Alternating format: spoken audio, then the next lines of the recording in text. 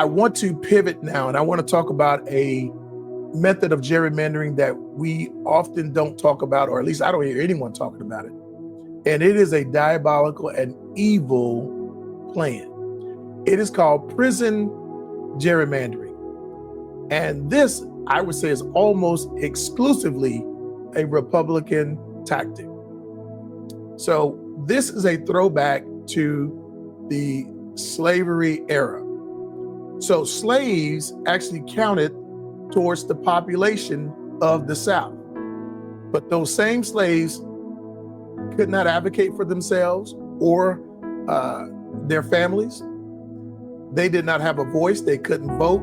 They had no representation whatsoever. Fast forward to today. Prisons are located where? In rural areas, ruby red districts. They get to count those inmates or prisoners just like the old slave masters could count their slaves towards the population of the South.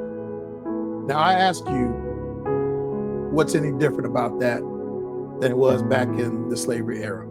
They still have no representation. They cannot vote, but their bodies are used in order to bolster the power of those who have them incarcerated or locked up against their will. Now, I'm not saying that those who are in prison shouldn't be there, because if you commit the crime, you should be there. But I also think that there should be no way that you could count inmates toward your population and gain House seats on the federal level.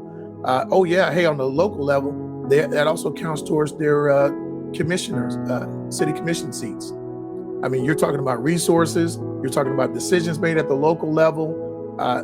All politics is local, folks. So when they say that, believe and trust that it does.